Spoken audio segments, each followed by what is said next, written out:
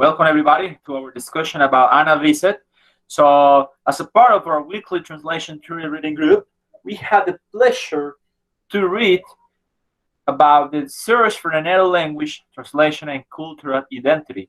Also, the globalization was written by Anna Brisset.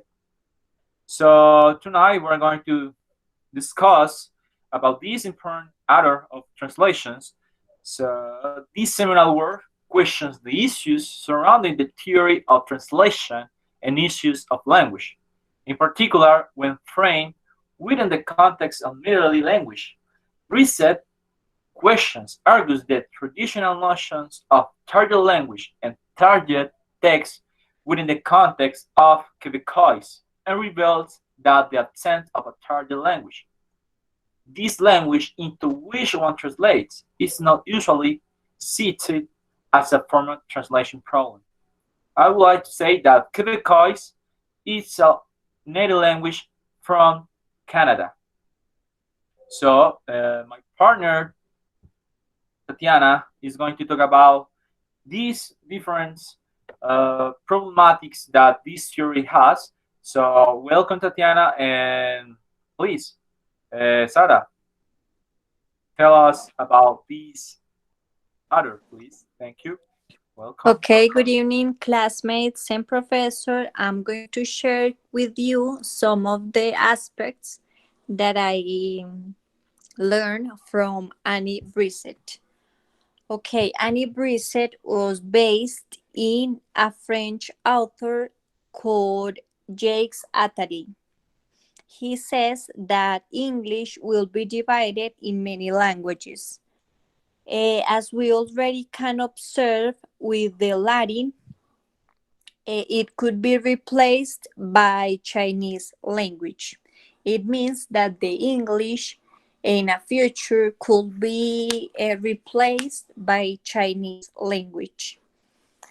Annie, in one of her publications, also mentioned that Attali also explained that the access to all information should be allowed for all people, as it can help to people to decide what is the better job in terms of literary works. An important point that she mentioned is that translation stops the creativity, the ideas, and the contact with the cultures. Also, there are some languages that are being forgotten. For example, is the case of one country that is called Azerbaijan. I suppose that you don't know what country it is, but because it is unknown and in our countries, it's rarely that those literary works were translated. I took 2 points of view from the text. Please pay attention in this part because at the end you will give your point of view. In one case, we have that the translation are important as not all people have the possibility to access to the information. And with this, the translation can be focused on the forgotten languages. In the second point of view, says that each person needs to have access to diversity and different literary works without help of any translation.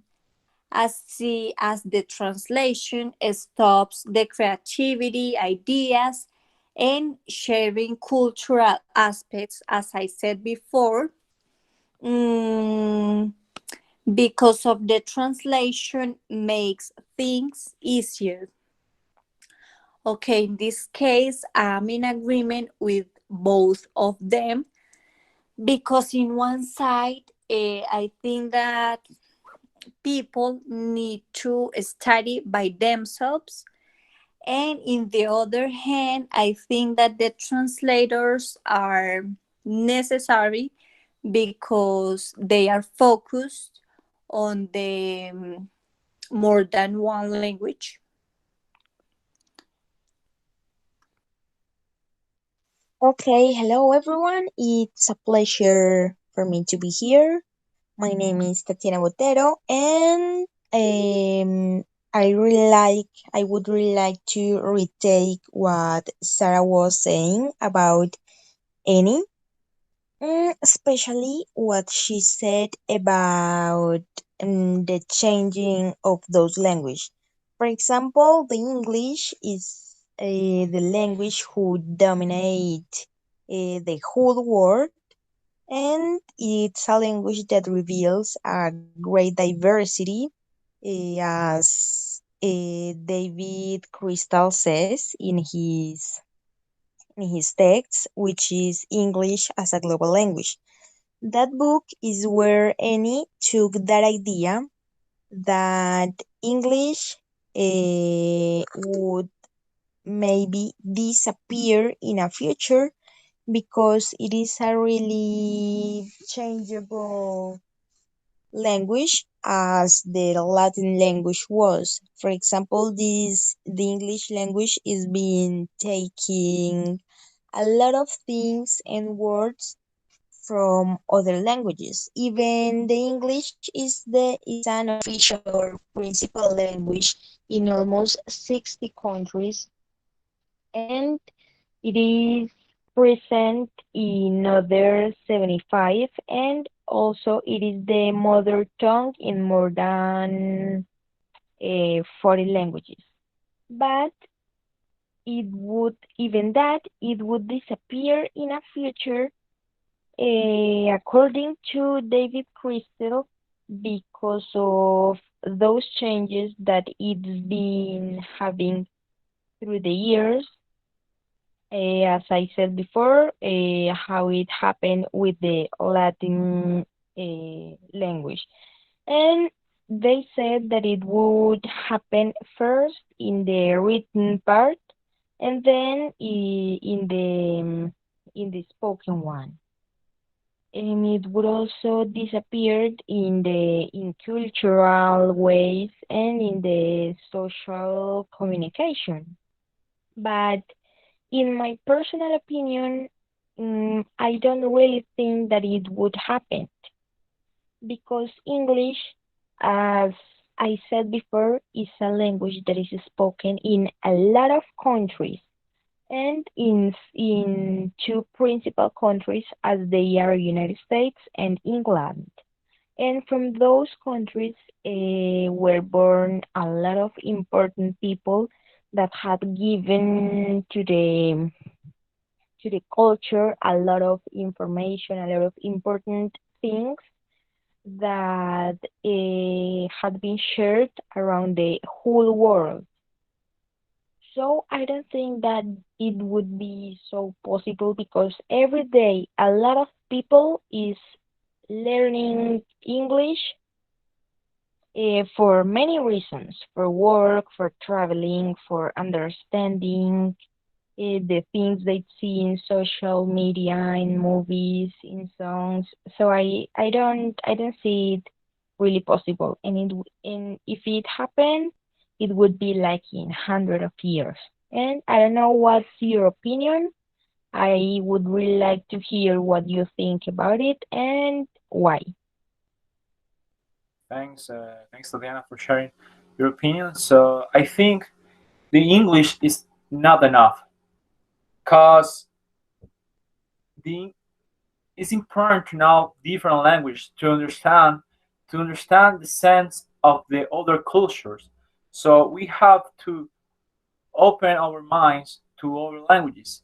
So English for me is not enough because, as Anna Brisset said in one of the articles, for her the the difficulty of the translation does not arise from the lack of a specific translation language. So the problem is not if you have a specific language, a specific translation language. The problem arises rather from the absence in the target language of a subcode equivalent to the one used by the source text in its reproduction of the source language. So it's important to know different languages. As Annabelle said, it's important to have the knowledge of how other languages works in terms of translations. So it's important to be multilingual. For me, it's important to have the knowledge of other languages. And for that reason, I think, in my opinion, the English is not enough. So in one of these articles of Anna Brisset in the globalization, it's not enough the English because there are a lot of languages that people can recognize because there are not uh, translator for this type of languages. For example, in Afghanistan, and that's part of this continent, it's impossible sometimes to translate this language. So for that reason, I think English is not enough. So I don't know. What do you think about this, Sarah? What's your opinion about this? About this this point of view? Yes, Fabian, I am in agreement with you because I think that the English is not enough. Although English is the most common language around the world, I think that it is necessary more than one language because the translator needs to have general knowledge.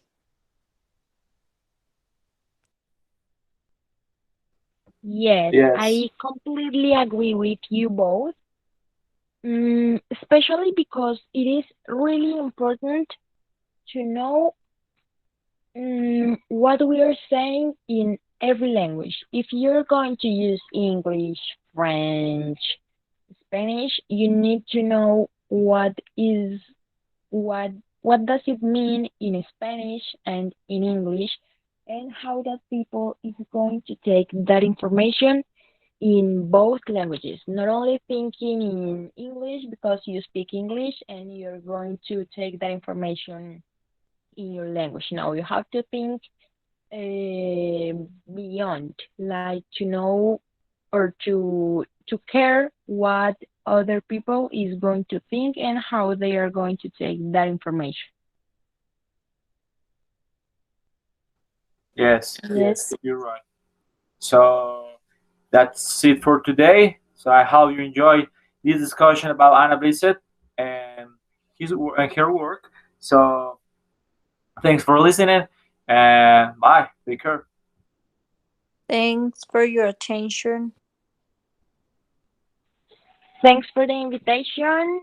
See you next time. It was a pleasure to be here with you all. It was a pleasure too. Bye.